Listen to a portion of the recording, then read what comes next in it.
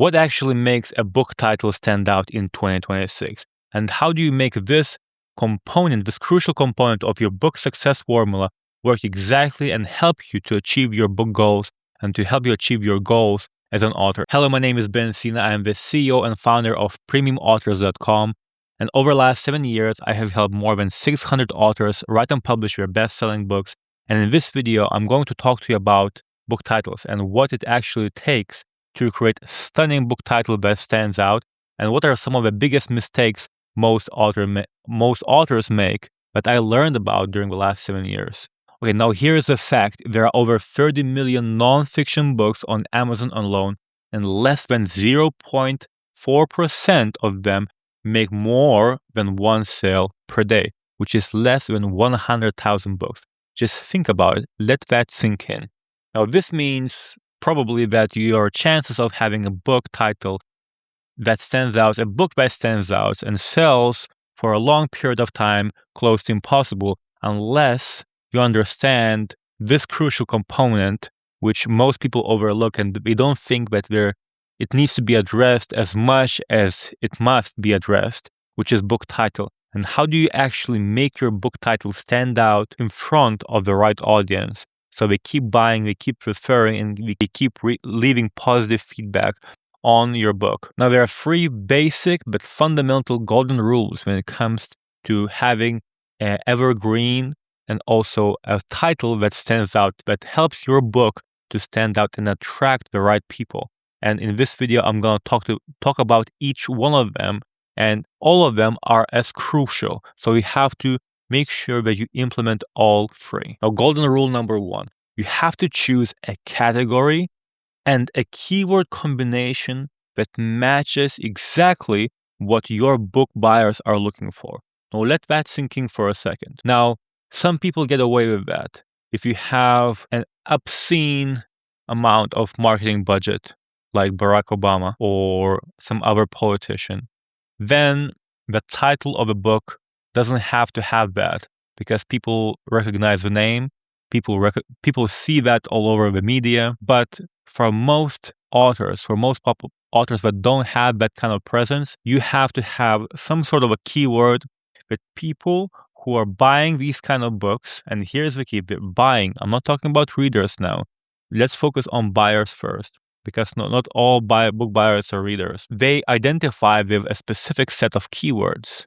Now, this is when you're doing your research for the title, you have to look at those keywords and see what is the set of those keywords that you could use in your book title that wouldn't change the idea that you want to show to the people, but at the same time, people can recognize that immediately, right? A good example of that being leadership. For example, there are quite a few variations of leadership keywords, but if your book is particularly about some kind of leadership, and you're not including that particular keyword with a few additional keywords next to it, your chances of that book being recognized right away and people being curious to buy it and read it afterwards are going down significantly. So you have to keep that in mind. But at the same time, you have to match that with the message that you want to send. So you don't want just a plain leadership, some sort of a title. You want to plant the seed of curiosity, but you need that keyword combination that fits that category of readers, that category of book buyers, that are looking for your kind of book. Now, golden rule number 2, your book title must make those buyers curious but not confused. Now, there is a difference, because the usual mistake that most people I see making, and most authors that don't know exactly what they're doing, is they start with an idea of serving a specific audience, but they end up with a title that seems to be appealing or attempting to appeal to everybody. And that's not going to work, because you cannot attempt to appeal to everybody, right? Because unless you have a massive media push and you want to publish a purely motivational life design kind of book, then yes, you might attempt that. But for most of you watching, you really want to serve a specific audience. So you have to think about that audience in a way where, does that title intrigue them?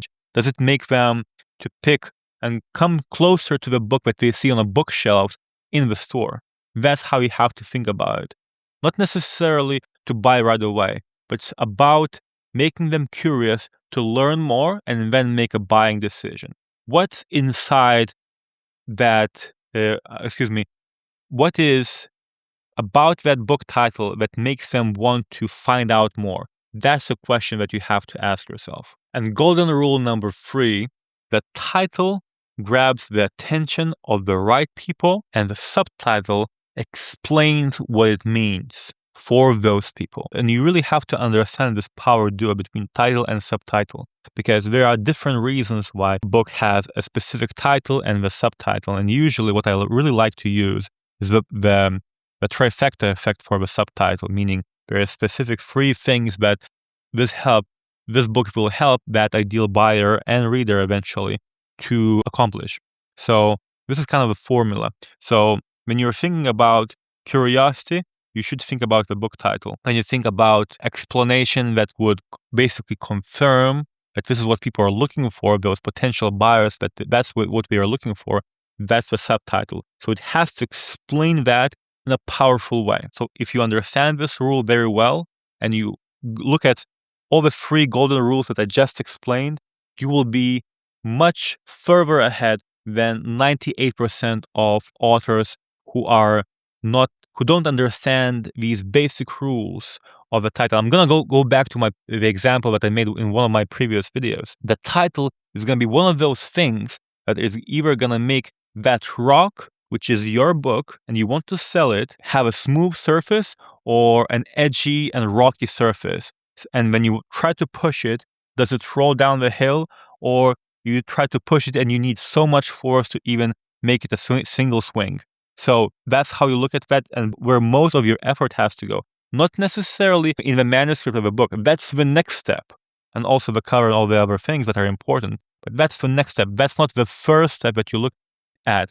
You never write a book and then you think about the title. You think about the title first and then you write a book. That's how it goes. Not the other way around. There are so many people that are successful that still don't understand the simple rule. So I hope you enjoyed this video and you took a lot of value from it, and you're gonna use these 3 golden rules, all of them, in your book journey. Again, my name is Ben Sina, and I hope you enjoyed this video, and see you in the next one.